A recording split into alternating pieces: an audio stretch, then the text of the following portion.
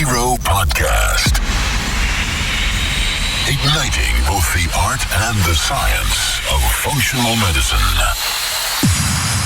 Here's your host, Dr. Brad Watts.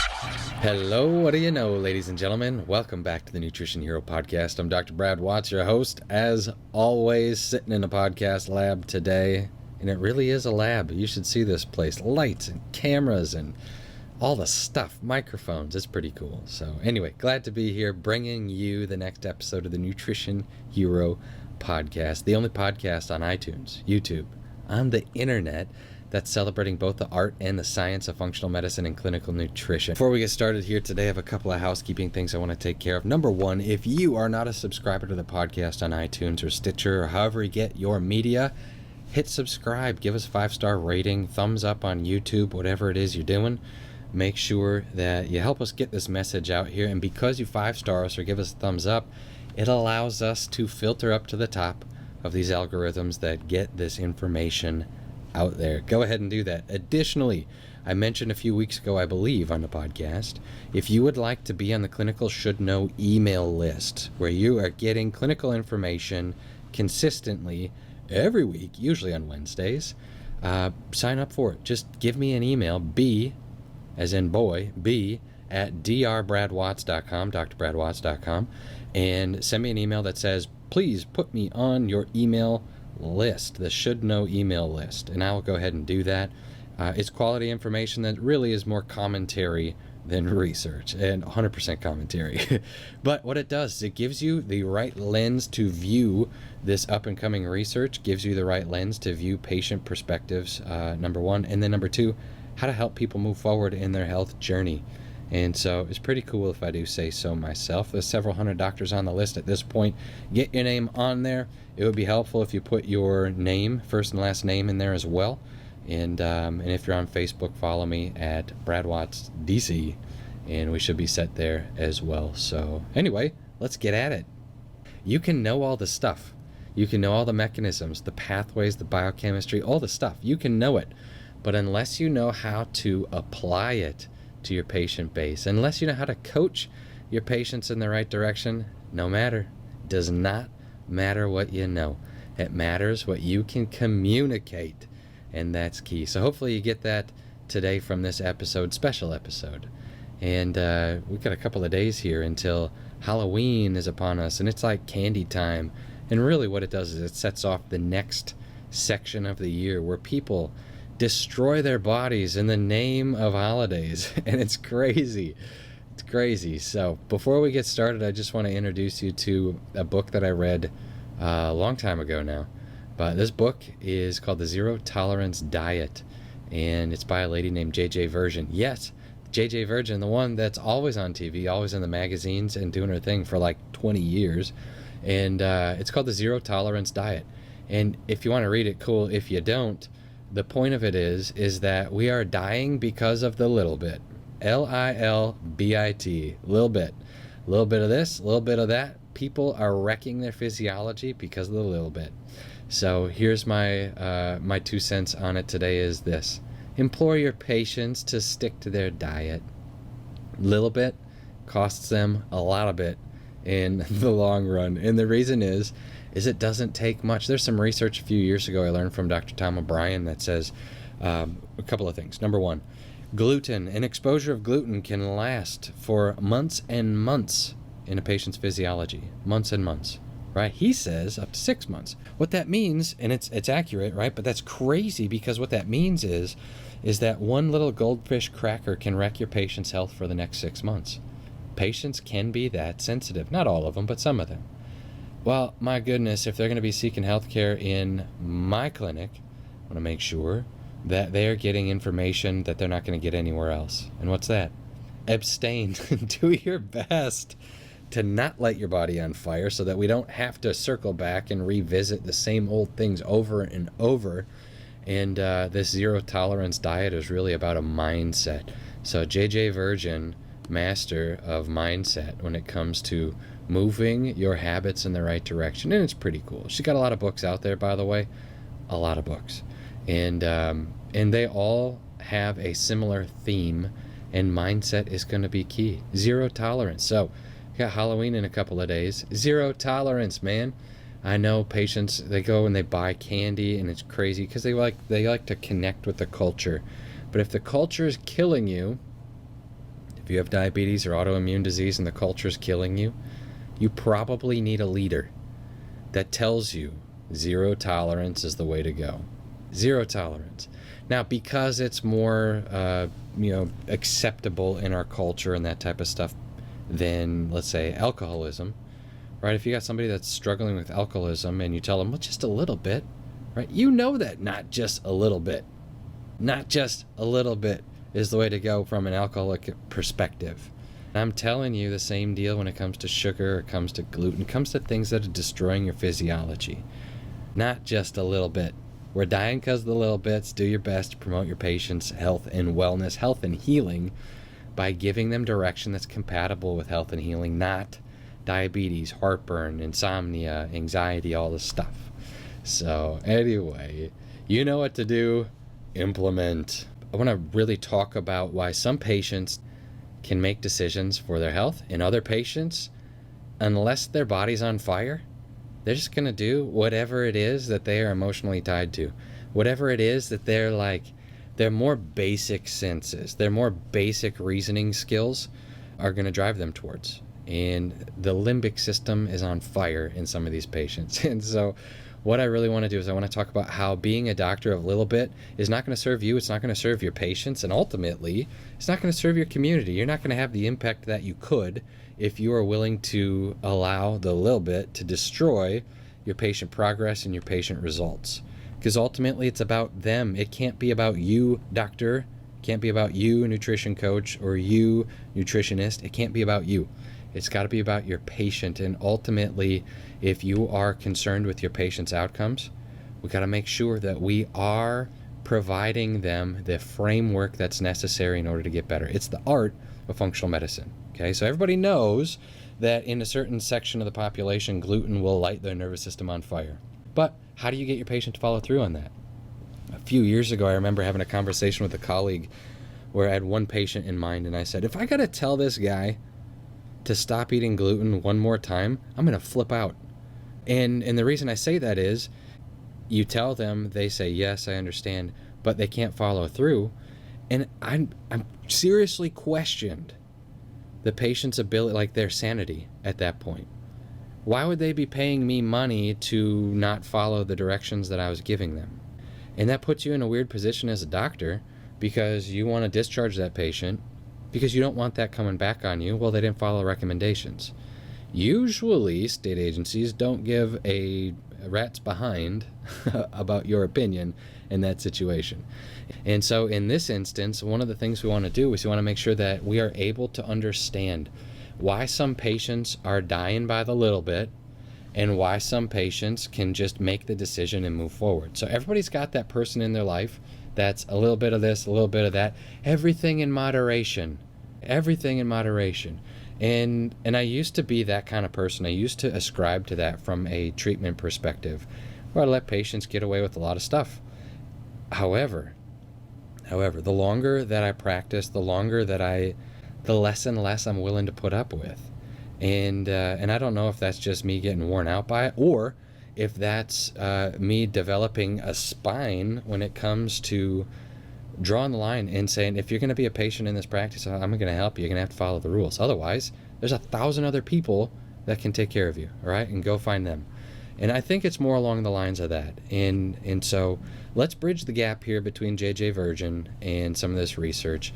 This is something recent coming out of Nature Magazine, or Nature Journal, 2019, October. Actually, this is just a couple of days ago. Interesting. It's called The Microbiome Regulate Neuronal Function and Fear Extinction Learning. What I wanted to do, what I set out to do, is figure out why some patients die from the Lil Bit and why some patients, it's not a problem at all. There is literally no concern for them in decision-making ability. They make up their mind, and that's just what happens. And so everybody, as I mentioned, everybody's got the patient that can't stop the Lil Bit. They just can't do it. To save their life, they just can't do it. And on the other side of it, everybody's got somebody in their life that the Lil Bit isn't even a question. Like they don't struggle with it. It doesn't even present itself as an option in their brain. And for me, in this journey, it's my brother. I have a 24-year-old little brother, and when he was in middle school, the onset of my career, he used to get a bunch of gut aches all the time, and so we'd stop with the gluten and the dairy and all this stuff, and it turns out it was gluten that was messing with his ability to feel normal. So he gets sick, and he's an athlete, and so you can't be sick and have proper performance, right? Everybody understands that. Now this guy, I don't think he's had gluten in a decade. I don't even think he's had like the desire to try it or be tempted. And it's interesting because it's not even a thing for him. It's not even a thing. Like I can remember eating like the oven baked sticky buns and syrup. Oh my goodness, like the sugary syrup stuff when you're a little kid. I can remember eating that, and even to this day it makes my mouth water talking about it. And that's something that, like, if that was put in front of me, oh, I would have a hard time saying no. Right? I would have a hard time saying no. However, I don't have any chronic diseases right now. I don't have any diagnoses that are requiring me to stay away from it. I do it from a prophylactic standpoint. Like, just don't want to develop anything. I just feel like my brain's going to be in a better spot if I can avoid that. Now, consider having intestinal migraines. Consider having gut issues that are consistent with inflammatory bowel disease or something like that. You put that in front of me, and I'm just going to tell you I don't eat gluten. Why? Just because I don't. It's not even a temptation. Interesting. So you got these two people now. We got my brother, right, Blake, who he is a beast, by the way. Like, from a physical perspective, he is one of the healthiest people I've ever seen. And then you got the other side of the coin where you got a patient with a disease process going on that can't put down the Snickers, can't put down the breadsticks. They can't stop eating out at restaurants where they shouldn't be. And it's stunning. It's amazing. So this research article now is going to bridge J.J. Virgin, as I mentioned, into this. And what they're finding is that the multicellular organisms like microbiota, so we're talking viruses, bacteria, fungi, parasites, all the stuff. We're just going to call them microbiota. What they're finding is that it changes the expression of neurologic chemistry, not just ongoing, right? But what your microbiota was like as a kid, as a baby, an infant, what that predisposes you to as an adult. This is amazing. So here's just a couple of highlights from this. I'm going to read it, and I'm going to explain what it means, and we'll go from there. So it says, in addition, selective reestablishment of the microbiota revealed a limited neonatal development window in which microbiota-derived signals can restore normal extinction learning in adulthood. Here's what this means. There is a very short window when you have a development of your microbiome as a infant, right? Very small window in which this can promote proper signaling within your nervous system so that you have a normal extinction learning, normal fear-based learning system as an adult. That means that your ability to learn based off of fear as an adult was established from your microbiome. Let's put it this way, what your gut was doing when you were an infant. This is amazing because what it means is that if you, as a provider, keep using fear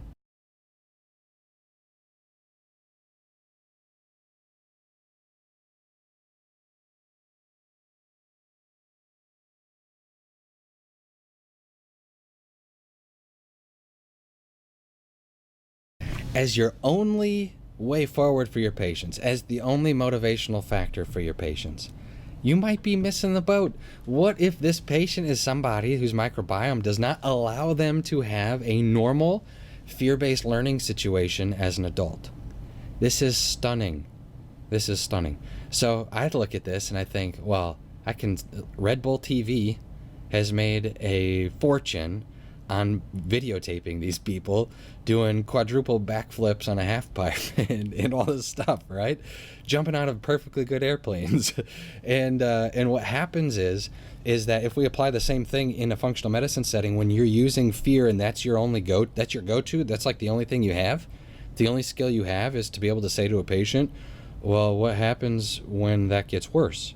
Or that numbness and tingling turns into full-blown like dead fingers, dead toes, and the doctor's got to amputate them for you, that type of thing. If fear is your only skill, ultimately you're going to get burned.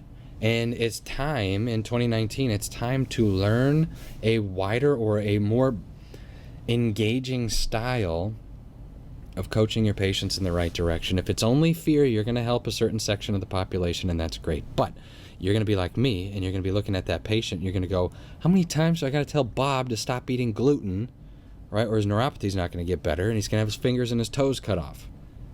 How many times do I got to tell this guy that? Well, if he can't learn based on fear, then that's not going to rest in his consciousness. It's not going to hit home.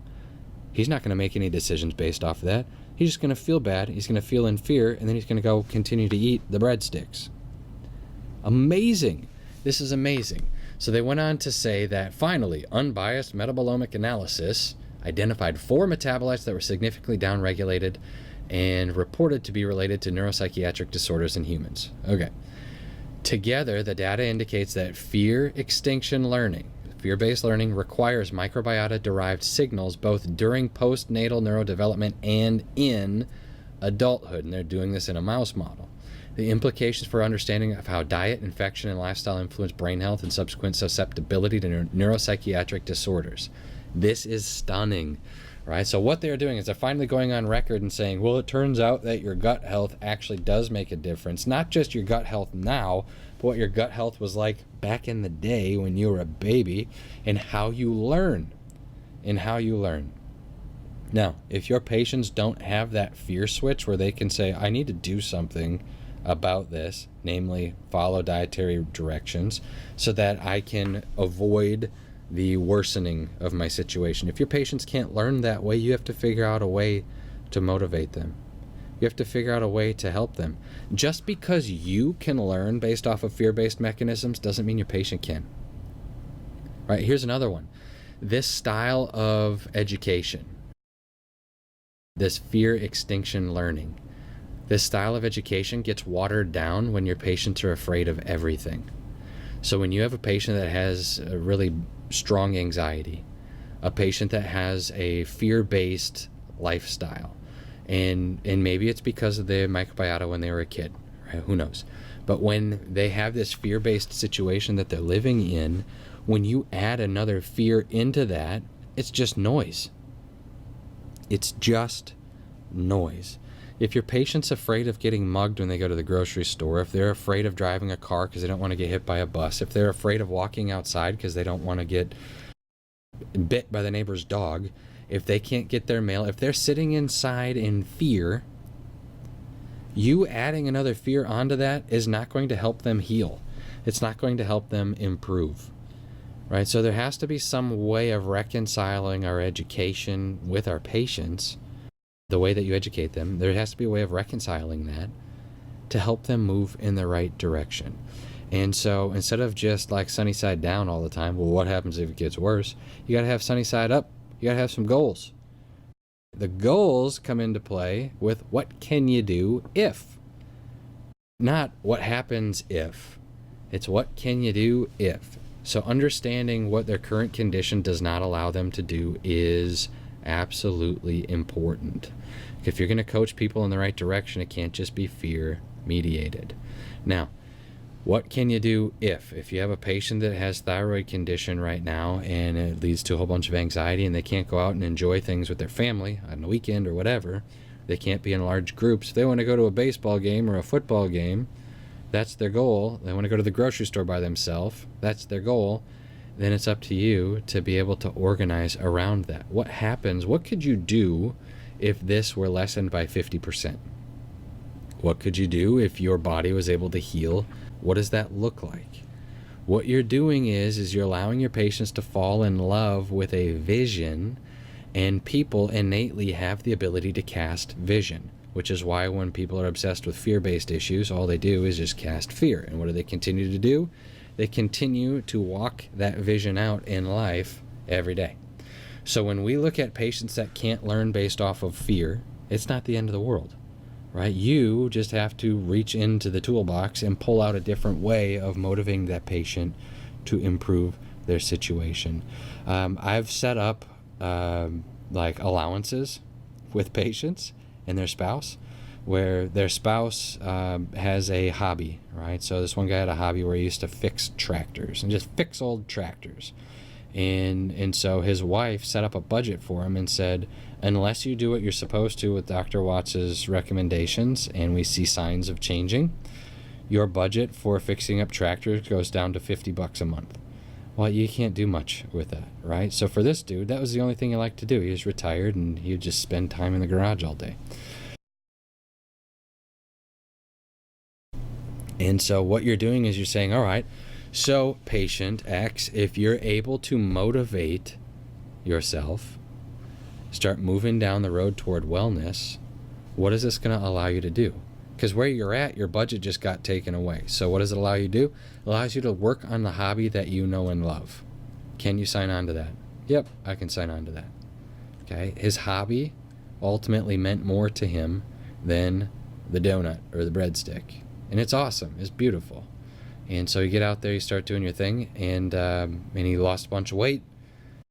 Actually came back one day and had lit his hair on fire with a blowtorch in his garage. And so he had no hair in the middle of his head, and he thought it was the best thing ever. Right? It's amazing what people are into, and when you can use their joys and passions to motivate them rather than just fear, it's pretty cool. So, and even nature is able to say that now with their title. Look this one up, you guys. The Microbiota Regulate Neuronal Function and Fear Extinction Learning. So the other thing that this does is it brings us down to program orientation. How do we reconcile this new research? Now, it all begins in the gut. Everybody's heard that before. It all begins in the gut. But I think there also is this other side of things where your ability to motivate a patient has to match what their current gut function looks like. If you are all hardcore and like, you know, your feet are going to fall off, you're going to lose your kidneys and all this stuff, if you're all hardcore on the front end of care before you've had an opportunity to fix their gut, just from a, I don't know, being a good human perspective, does that make sense? If they chemically can't do what you're asking them to do because of a microbiota issue, does it make sense for you to do that? It's interesting. I don't know. There's maybe like a moral dilemma in there that to think about. And so on the front end of care especially, motivating people based off of their vision of the future, like a positive vision of the future, can they get motivated by that? I think there's something to that. Just rests well like on the heart, so to speak. So think about that one and how it relates to your practice. Anyway, as we look at the stuff that JJ Virgin was talking about, how the Lil Bit is killing you. It's killing your patients. And then we have the other side of it where being like a militant doctor doesn't necessarily create very good bedside manner. It's the ability to bridge those two things. That's the art. How do you know when to deploy which tactic? Or can you do them both at the same time and just see which one the patient latches onto? That is what I would suggest. If you don't have any testing that tells you about the patient's microbiome, if you don't know any infections they have, any viral stressors currently, that type of thing, what I would do is I would put both options out on the table and see which one the patient latches onto. And then in the long run, make sure that you are dynamic in your approach to coaching. So don't let your patients get run over by the Lil Bit. And don't be a psychotic provider that nobody wants to go to. There has to be the ability to deliver hard information with a smile, and also the ability to be dynamic is key. Man, it's awesome. When you see a good provider, a good presenter, just phenomenal. The other day I had an opportunity to be in this seminar, and this guy was there. He's part of the Shark Tank, you know, the TV show, the Shark Tank. So you get one of these presenters from the Shark Tank up on stage presenting, is actually a healthcare symposium, oddly enough. And he was dynamic. He could have talked about the ingredients of ketchup and I would have been excited. He was dynamic, and he was dynamic because he was following his own emotion in that. He knew how he felt as he was standing on stage. And it was amazing, right? When he got excited, the audience got excited. And when he tempered it down a little bit, the audience tamped down a little bit. He wasn't following the audience. He was following this thing inside of him that he had a vision of where he wanted to go with his presentation. And it was phenomenal. And so I find that with the best functional medicine providers on the planet right now. And there's some good ones I get to work with. I mean, great ones. There's some absolutely rock star providers. And one of the things I found in watching them and listening to them and learning from them is that they don't respond to what they don't want to foster. What they do is they have a vision for where they want things to move. And then their response to that vision allows the patient to respond appropriately. It's not hunting, it's fishing. There's a difference. All right. Thank you for listening to Nutrition Hero Podcast here today. Thank you for letting me riff on a little bit of the art that goes into this. And you guys, thank you for so much for allowing us to be part of your journey. Primo healthcare provider. Thank you so much. All right. Enjoy the rest of your day.